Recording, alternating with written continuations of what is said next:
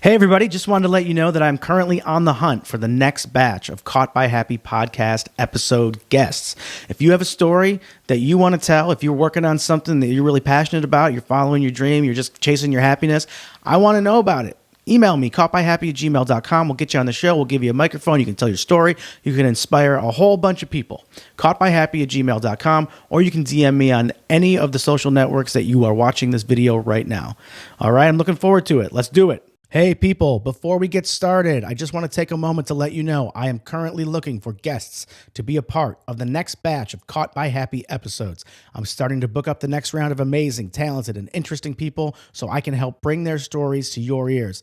If you want to be a part of it, or if you have a story or a passion project, or maybe you're just following your own path, email caughtbyhappy@gmail.com and let's get you a microphone.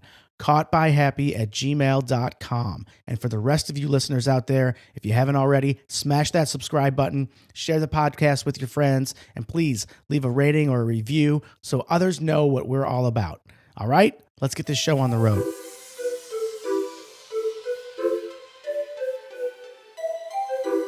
What's up, everyone? Welcome to the podcast. Today on the show, I'm having a chat with Philip Garner of Garner's Garden.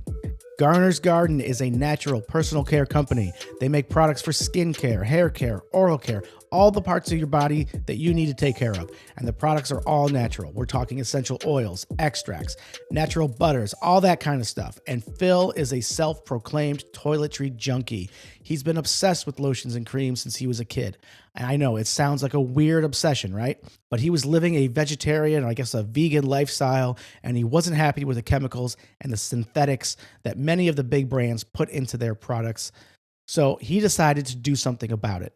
Here's a guy who started mixing his own formulas, skincare formulas, in his basement, gave them to his friends and family to try out. He's literally someone who started making something because he loved the idea of natural skincare, body care, oral care, et cetera, but he wasn't happy with what was being offered, and he thought he could do it better. Started making it in his basement for himself, for his friends and family, and the more that people tried his mixtures, the more they liked it, until he eventually had to set up shop at a farmer's market, and the rest is history. All right, so we're going to talk to Philip about those early days of Garner's Garden, how the company is doing right now, which, by the way, is growing rapidly and trending in the right direction, and what his goals for the future are for the company, for himself. It's a literal started in the basement, now we're here story, and the story is far from over. Hell, it's only a few years old. And it goes without saying that you should visit the Garner's Garden website at garnersgarden.com. That's where you can buy any of their 100% natural skincare, natural personal care products. I'll put a link in my show notes, and I'll also put a link to Buffy. If you haven't had a new comforter in a while, you're really missing out. You should try the Buffy comforter. They are made with 100% eucalyptus fiber, naturally soft, more earth-friendly than cotton. They're hypoallergenic and resistant to dust and mites and mold. The great thing about the Buffy comforter is that you can try it in your home right now for free for 7 days. You don't like it, return it, and you'll only be charged if you choose to keep it. Use the link in my show notes if you want to try it out so I can earn something to keep this podcast on the air. So how's everybody's week been? It's been kind of hectic for me. I just got back from Workbench Con down in Atlanta. I was there working, shooting some video, taking some photos. And man, I got to tell you, you want to talk about people doing what they love. These men and women are creators and makers, like real woodworkers, real custom builders. And some of them do it as a hobby while others have made a full-time career out of it. But they love it. They love what they do, and they go down there and they talk with other makers and builders about doing the shit that they all love doing and finding ways to improve their process, improve what they make, improve how they share it with the world. It really inspired me as a newbie podcaster to get my ass to a podcasting conference or just to hook up with other podcasters who are doing this thing and, try to learn from each other, compare notes, so to speak. Because I really enjoy making this podcast and I want it to get better, and I want to be a better host and interviewer, and I eventually want to start more podcasts among a variety of different genres, So shout out to the fine folks who put on Workbench Con. I was there working with an exhibitor, but I am inspired by the camaraderie of that community. And hey, if you're a podcaster like me, first of all, check out the link to Buzzsprout in my show notes because they are a fantastic podcast host with a ton of helpful resources for us digital creators. But if you're a podcaster who wants to compare notes, get nerdy about gear and equipment, and maybe cross-promote each other's shows, shoot me an email at caughtbyhappy@gmail.com or DM me on Facebook or Instagram at caughtbyhappy. Let's do it. I'm excited to connect with you and we can learn and grow together. And if you have a story, maybe like my guest Phillips, or maybe something completely different about how you're doing what you love because everything inside your being says you have to follow your heart and do it, I want to hear about it. Come on the show. Let's talk. Let's inspire some people to get to work and follow their passion. All right? Okay, let's get to my chat with Phil. Super nice guy. Happy I got the chance to talk to him. So here it is, my talk with Philip Garner of Garner's Garden.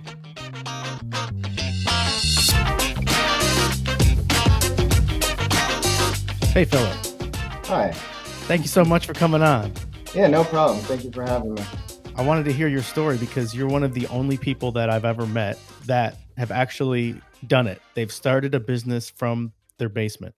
No problem. No problem. I know a lot of people in their basement right now. So. Oh, yeah? Why don't you just tell me, what kind of business do you have? Well, currently I have a natural skincare company. Well, it started off as a skincare company. We kind of moved into the personal care manufacturing versus just skincare only. So we have skincare, hair care, oral care, body care, from your head to your toe and your mouth. So personal care overall. How long have you been doing that? I've been doing it since 2011. The company came around 2013. I formed the company in 2013. 2015 and 16, that's when I started online.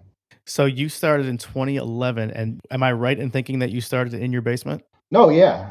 2011, 12, that's when I started formulating different products such as like body oil and stuff like that. My very first product was a body oil. I went into my kitchen. I said, I had no idea I could put this on my skin. And it was Crisco. And, and I just started slathering my body because it was vegetable oil. And what I didn't know was it was hydrogenated vegetable oil. And it was pretty bad for you to ingest and also to put on your body. But my friends used to tell me I smelled like a fish fry. Get out of my car, Phil. You smell like a fish fry. Why in the world what motivated you, what inspired you to get into the skincare field in the first place? It was more of starting to transition into a healthy lifestyle. So I watched Forks Over Knives on Netflix. That turned me into a vegan overnight. You know what? I remember I watched that, and I was a vegan for about 2 months maybe. It converts everybody. I told my sister to watch it the other week. You know, I was strong. I was a vegan and a vegetarian for about 7 years. In the midst of like the very first 6 months or so, that's when I realized what I was putting on my skin was just as important as what I was putting in my body. And I was a toiletry junkie. So my parents, as a kid, used to give me an allowance every single weekend to go out and purchase toiletries because I had suitcases of toiletries. And I was just so infatuated with that. Some kids are collecting baseball cards, you're collecting shampoos. Shampoos and lotions and face washes. Yeah. So I Googled every single one of those ingredients and I was like, oh my gosh, I can't believe this. I can't believe how bad this stuff is for me. This is poison. This is poison. That floor cleaner. That's when I was like, I got to figure out what I could put on my body. What's there safe to do? And then I saw vegetable oils like olive oil and stuff like that. Mhm. I didn't have olive oil in my kitchen. Who doesn't have olive oil in their kitchen? That's like the most staple kitchen item. A person that doesn't know how to cook. Yeah, right, right. And then that's when I started really diving deep into understanding the other oils and understanding like olive oil, rice bran oil, shea butter, coconut oil. And then I realized, oh, wow, there's life outside of Crisco. And then I started learning essential oils also. All right, so there comes a point in time when you start making this stuff for your friends, not just for yourself, but for your friends, right? And for your family? So I would say, so after that month went by, then I started making body oils with like rice bran oil, sweet almond oil. That is my formula to this day. That very first product that we made, it was made with a couple of ingredients and some essential oils. And then I started doing different variations of that. I gave it to my parents first. They said, oh, wow, this is so good. This is way better than your Crisco formula. You could really sell this, Phil. I said, sell it where? Who's going to buy this? They told me to look up some farmers markets and things like that. And that's where I first started selling it. I took it out to a farmer's market. I put a blanket on a table and I had a bug oil, which repelled bugs. Then I had a couple body oils and nobody bought from me. Nobody. I was devastated. Well, you must have been doing a ton of research to find out exactly what materials and formulas you needed. Yeah, because the first step is not just like, boom, pour it in a bottle and then go. It's like now you have to develop labels. You have to develop which cap is best to pour from. You have to get insurance. You have to do all this stuff before you can actually start selling it. The oils and stuff, that was the easiest part. I was doing meditation, honestly. And a lot of that stuff came to me in my dreams. And then when I started reading about the different oils, I was like, I know this about olive oils: antibacterial, antimicrobial, anti this, anti that. It works well for your hair, it works well for your hands. I know all of this for some reason. But what I didn't know was the business aspect to it, on how to actually develop a company and to start selling it to people. When did you get that first sale? Was it at a farmer's market? Oh yeah, it was at a farmer's market. And then I started doing home parties, house parties. My mom said, "Oh, my son's selling all these products. Can you come and support him?" And then I would have this whole sales pitch, and I would have all these products laid out in front of them after I started developing other products. That was one avenue of having house parties with my friends and family. I had my first sale at a farmer's market here in Fort Washington. I live in Fort Washington, Maryland. How many different formulas were you making, and how were you making them? Was it just you by yourself? Oh yeah, it was me until like 2015. My daily schedule, because I had to start doing farmers markets. I had a farmers market on Wednesday, Friday, Saturday, and Sunday. That means I only had production on Monday and Thursday, and then a little bit on Sunday when I got home from the farmers market. And I had a full-time job. I was selling like maybe 50 to 100 items every single Mhm. time I went to all these farmers markets. It was a lot. I would come home from work at around 2 or 3 p.m. I would take my nap at 4 p.m., walk the dog, give her a little bit of time, and then I would start making stuff up until about midnight, 1 a.m. Then I would wake up to go back to work around 5 a.m., to get there by 6 a.m., to leave work by 2 p.m. and do it all over again, and then skip work so I can go to these farmers markets. Were you turning a profit right away, or were you just putting all this work in for not a lot of turnaround? See, that's the thing though. See, when you manufacture your own stuff, you can have a lot of profit. When you say, okay, I need to find a chemist, I need to find this, I need to find a co-packer to make these products for me, that's when all your profit goes to them. And now Mhm. you're trying to hustle hard just to make a small profit. But luckily, the margins when you manufacture it yourself, the margins are crazy. They're 1,000%, 2,000, 4,000. And it's Yeah. worth sacrificing that time, that sleep, time with friends, whatever else other people are doing out in the world. You're in your basement formulating stuff. I lost so many girlfriends during that time period. I mean, they Yeah. could have helped me. Like my Yeah. current wife, she helped me. Thinking back on that time when you were just starting out and you were working that full-time job and you were coming home and you were taking your dog for a walk and then getting back to work. What were your goals at the time? Where did you think this business was going to end up? I had no idea. In the beginning, it was just to help people. It was just to put, because farmers markets was cash. So I Yeah. had just had this big wad of cash, and that felt really good. And as it moved along the course, like 2012, 13, 14, then I was like, this is actually becoming something. People actually want these products. People are calling me and saying, hey, do you have a website? Or hey, where can I order this from? Because I didn't see you at the farmers market, or the farmers market shut down. It was very important for me to have started an online website, online social present, meet social media and everything like that back when I was doing farmers markets. But I Hmm. didn't do that.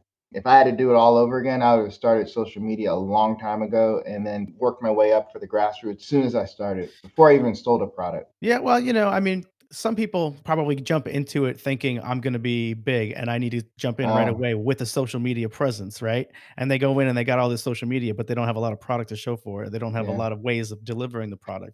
Maybe doing it in conjunction would have been better for you, but at the same time, you never know. Like you could have just been putting all your effort into social media and marketing and not spending so much time on developing a great product. That is true too. And then where did I think it was going to go?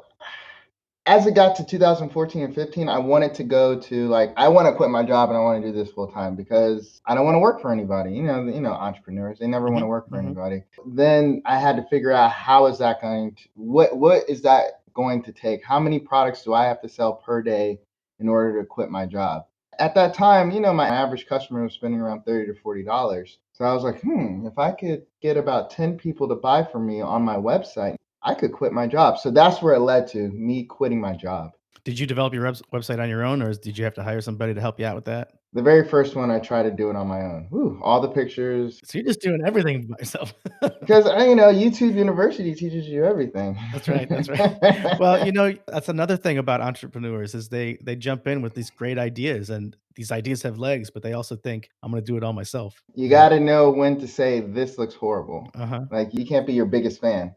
You got to be your worst critic. You got to take people's advice too when they say, Phil, your website is good, but it looks pretty bad. No, you Right. can't get defensive about it. You just take it, you internalize it, and you analyze what they said, and now go and fix it, and then it'll be better. Mhm. Because what they're telling you is what 100 other people are seeing too, thousands of other people, tens of That's right. thousands of other people.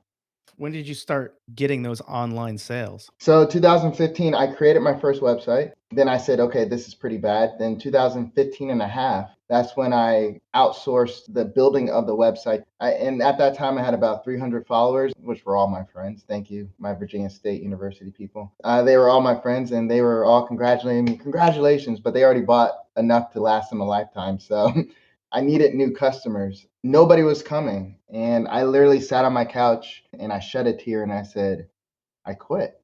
I have no orders coming in. Nobody knows that I'm alive except my friends and family. I don't know how to. I'm posting every single day.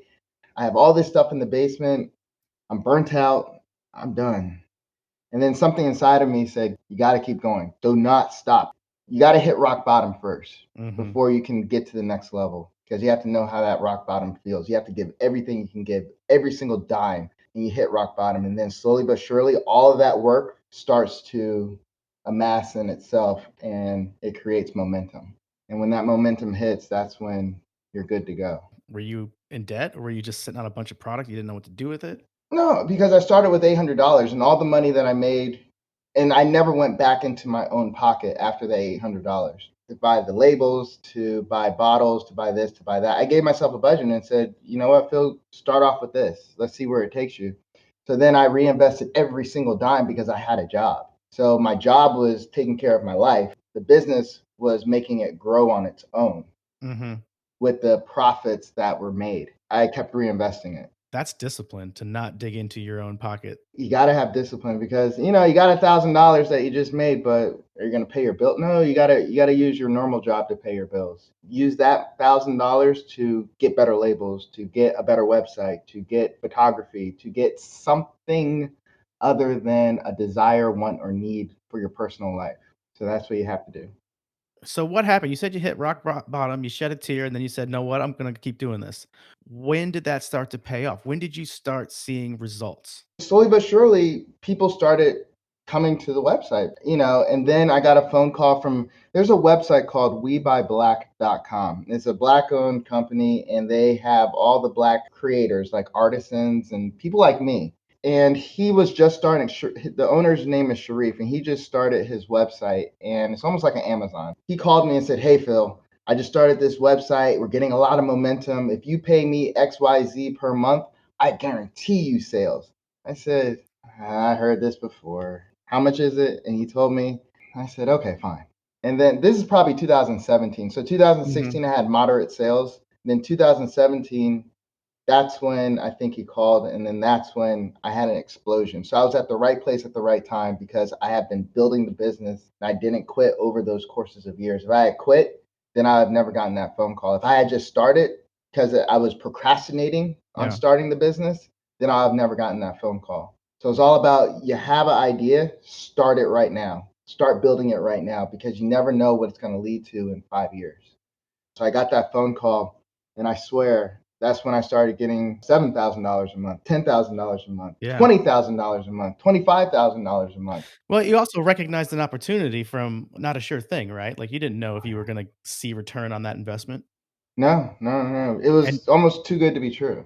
and were you doing a lot of marketing before that? You said you were doing social, but were you doing some paid advertising, anything like that? No, no. I didn't know how to. I didn't understand Yeah. it. I didn't understand the power of it. So now I have an agency doing it for me. Yeah.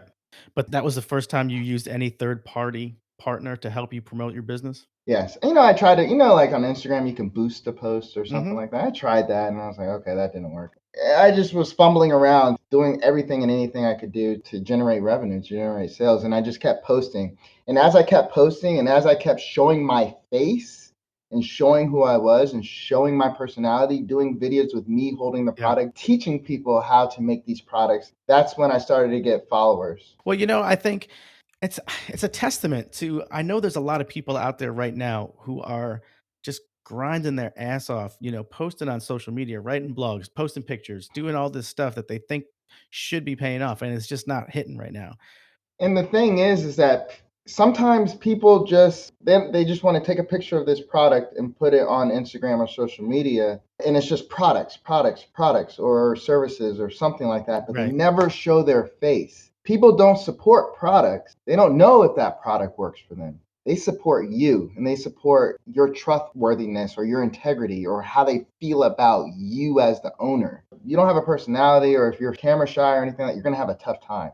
You got to get in front of the camera and you got to just put yourself out there like, hey, yes, I am. This is my car lot, everybody, and blah, blah, blah. And they'll make a decision whether or not they want to visit that car lot because of you. Right. And it's in the content of the posts you put out there, right? You're not, like you said, you're not putting just a picture of a product up there. You have to provide value some way to pull out of that picture. Whether you're teaching people how to make candles or make jewelry or make, I don't know, whatever, dog treats.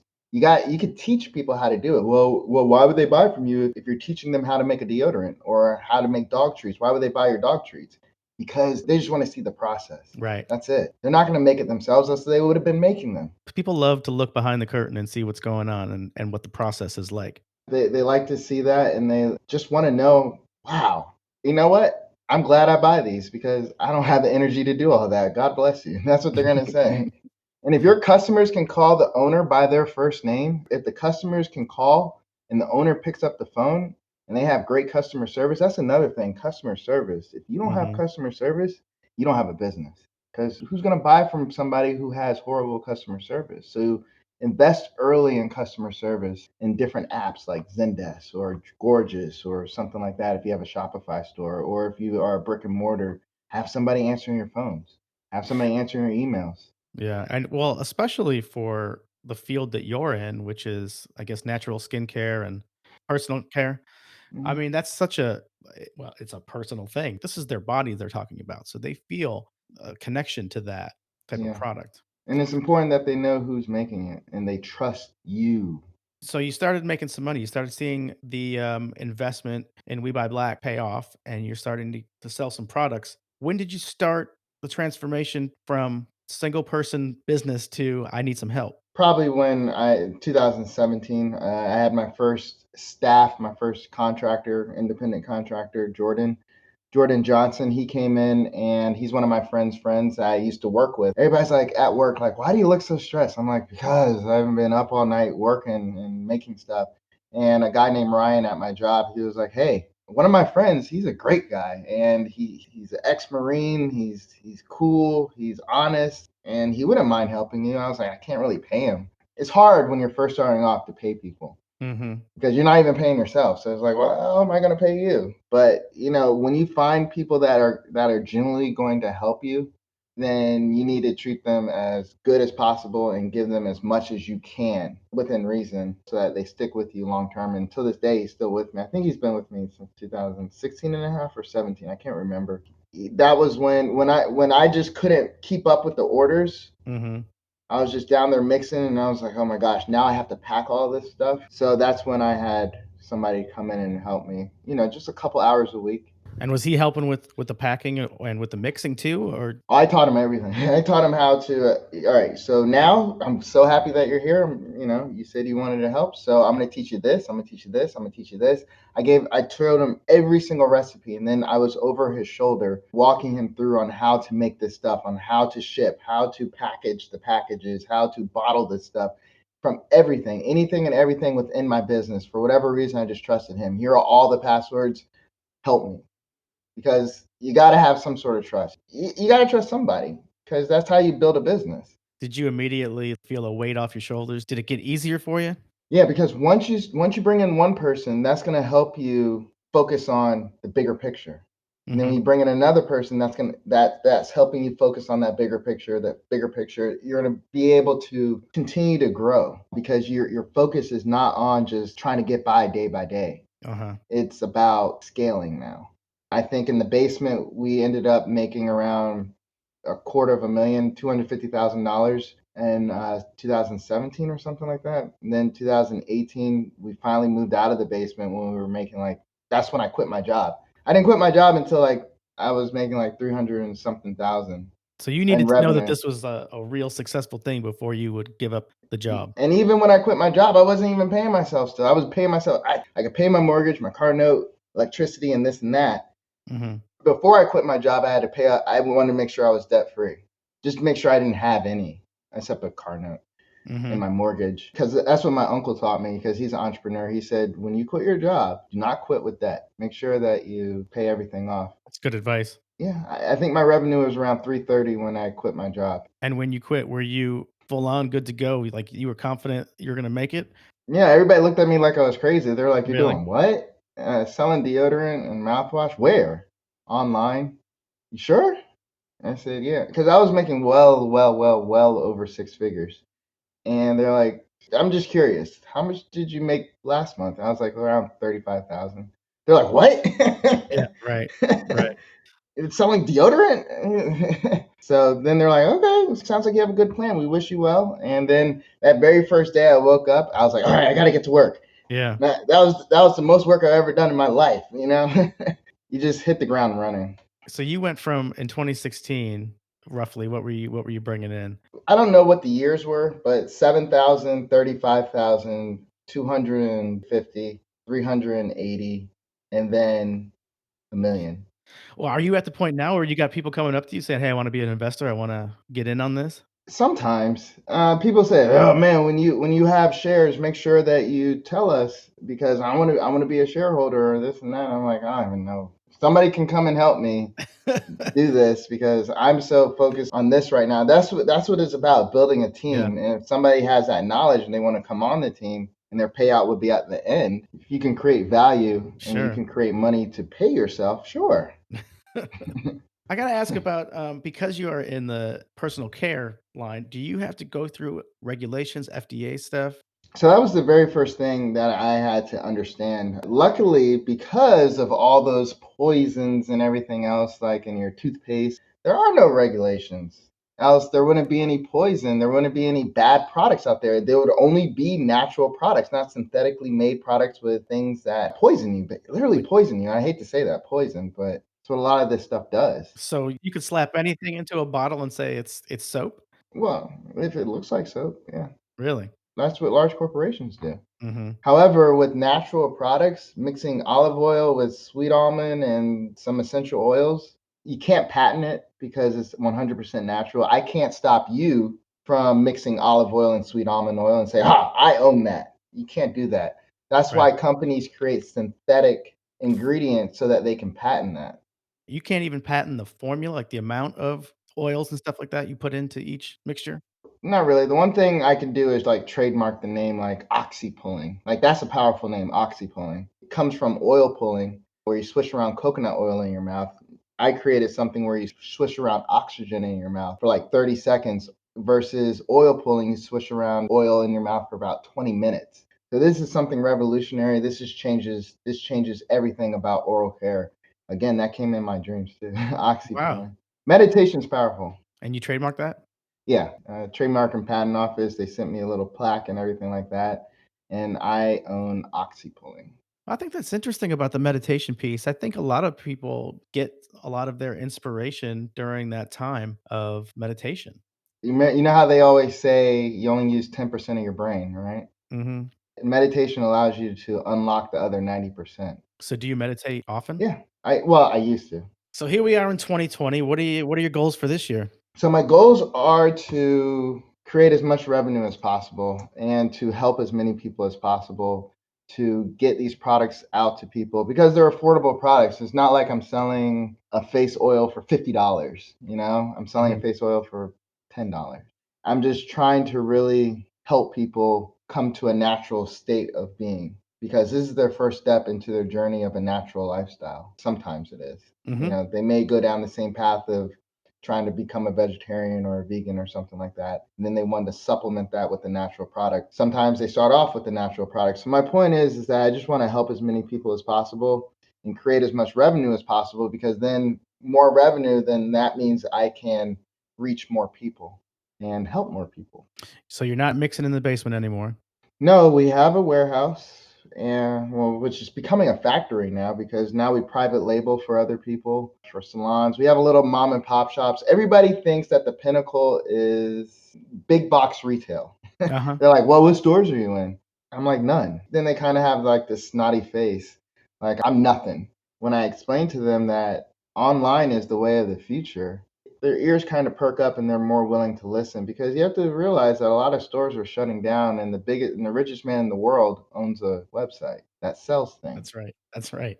So the pinnacle is not big box retail. However, you can make a lot of money with them, but that's not my goal though. Yeah, I was gonna say your goal is not to sell a bunch of stuff on Amazon, right? Not really. No. I just want to sell it on my own You website. want to sell it on And your own website. That's the way your business model is. yeah, because the more profit that I'm able to keep, the more that I can recycle into the company and make it Mhm. better. The more profit I give away to third party vendors, there's a lot of them out there, a lot of marketplace websites. Yep. It stalls your momentum. Yes, you can sell 10,000 units in 2 months, but how much profit did you actually retain? You're still back at zero. So what if some of the big guys come to you, Johnson& Johnson says, "Hey, we really like this. We wanna buy you.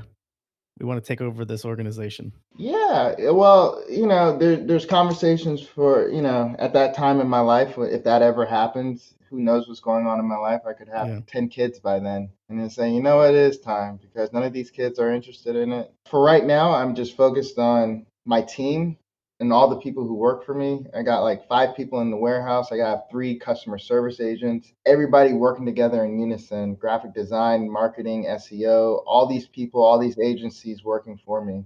That's amazing to me because we were just talking a minute ago about you bringing in your first person in 2016 or 2017, and it's only been a couple of years, and you've already Yeah. got all these people working for you. You got a warehouse, you got an agency running all your social. That's quite a snowball. Yeah, it's all about taking that step back. If you don't take that step back and let other people help you, create for you, manage for you, you won't get anywhere. You'll still be that one person band that nobody is paying attention to. And it's about finding the right people too, because I have to imagine in the beginning, people aren't gonna just wanna come work for you because you got a personal care line. They have to believe in what you're doing. I don't know. I think in 1 week I fired 5 people one time because I hired a person. Then I was like, no, I'm sorry, no. I thought you were gonna be good. No. Next person. Same thing. No, no, no, no. And Oh. then you got to go through a whole bunch of ducks or gooses or whatever to get that swan. Geese. Yeah. But some people are just so scared to even start that process of finding that right person, Mhm. and that's what's holding you back. I'm telling you, that's what's holding you back. Being able to let go of the reins a little bit and let somebody else. Let somebody else man it, let somebody else take over, and then you start delegating, and then you can start focusing on the big picture. The big picture is not making products. The big picture is scaling the company, Mm. understanding management, leadership, all of those things that they supposedly teach you in school. It's real life now, and you have to feel it. It has to be you. You have to be business. How many different products do you have right now? We have like 160 SKUs. We have a Wow. lot of variations. So we have like 60 products, but 170 different variations of those products. Yeah.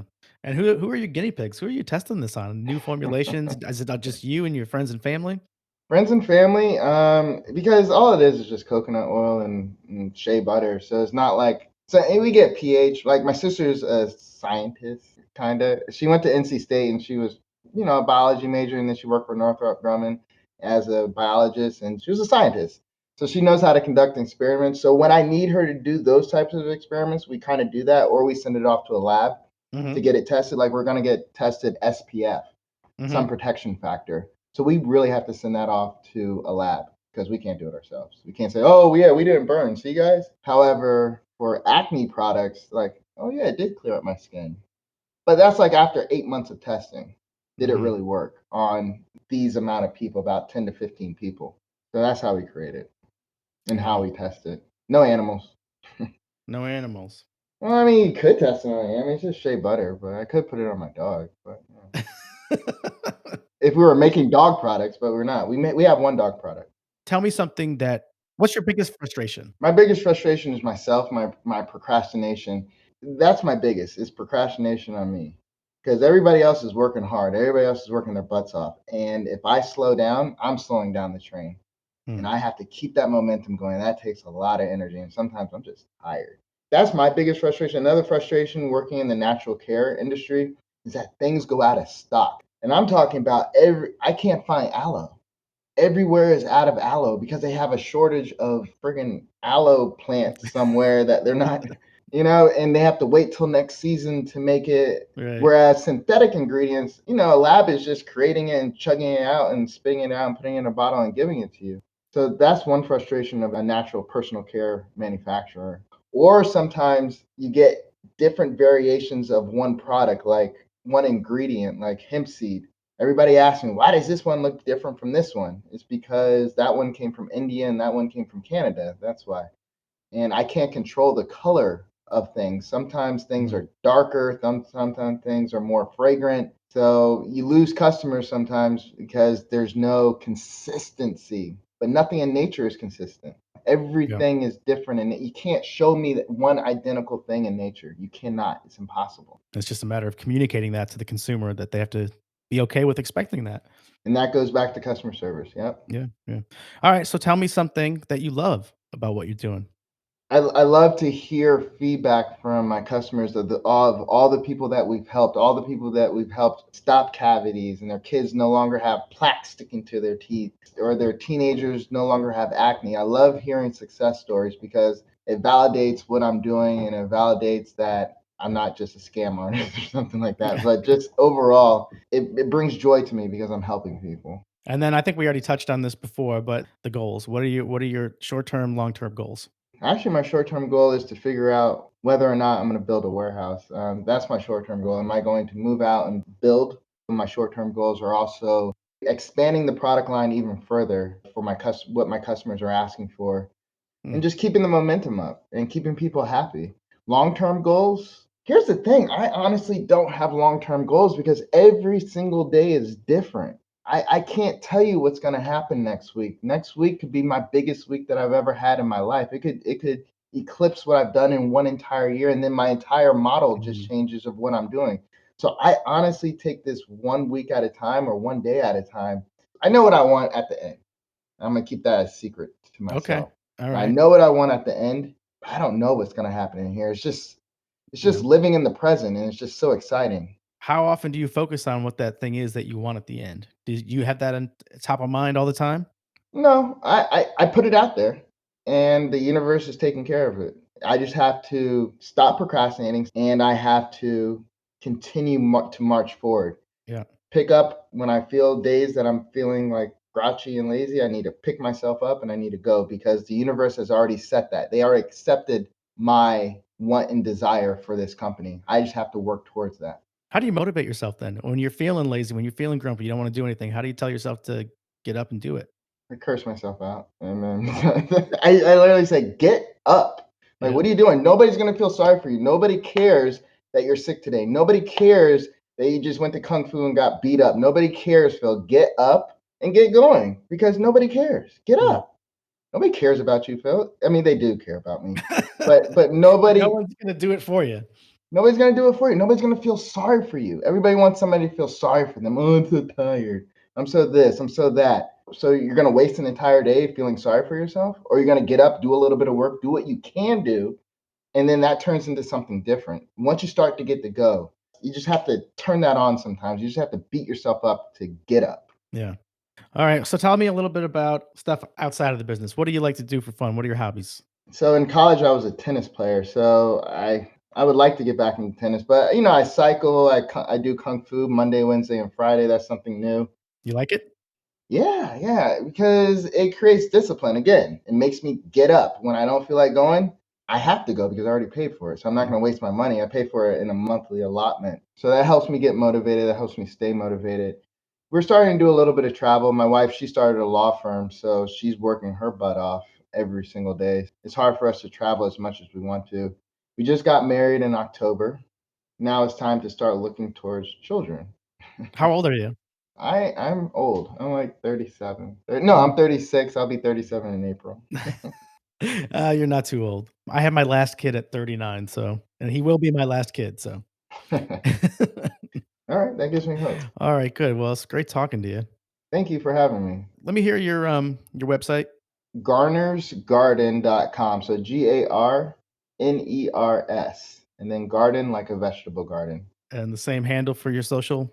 Yeah. And if people want to check out your products, they're going to go to the website to do it. Are you in any like local boutiques? Just small mom and pops out in Virginia Beach. We have Positive Vibes. In Atlanta, we have Axiom Culture or Pure Bella Spa.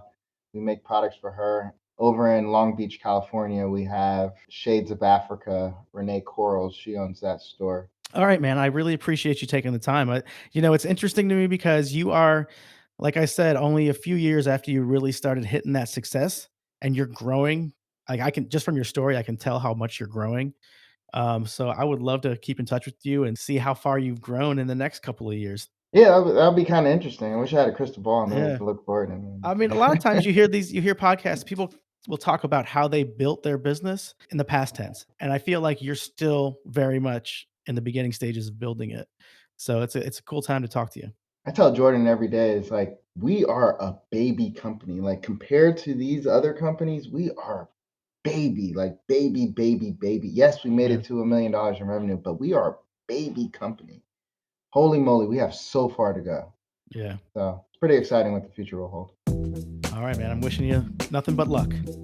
Thank you. All right.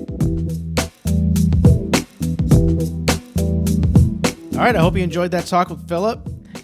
He's got some good stuff going on there with Garner's Garden. Make sure you go check out his website at garnersgarden.com. Look at all those beautiful 100% natural personal care products. You can rub them all over your body, make yourself feel all soft and silky.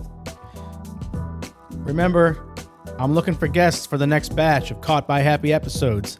Make sure you email me at caughtbyhappy@gmail.com, or you can DM me on any of my social channels at Caught by Happy. Let's hook it up. Let's get together. What do you like to do? You like to hang out in the garage and build stuff? You like to go down in your basement and build stuff? You like to work on cars? You like to read a lot of books? Are you really super into beer? I don't know what you're into. I want to know. Tell me. Send me an email. Send me a DM. Let's get you on the show. Let's talk about it. I want to hear how you went from whatever it was you were doing 10 years ago to where you are now.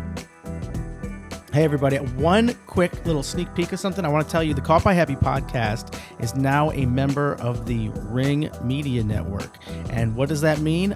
I can't tell you quite yet. But this episode of the Caught by Happy podcast was brought to you by Ring Media. More to come on that. Have a good day, everybody.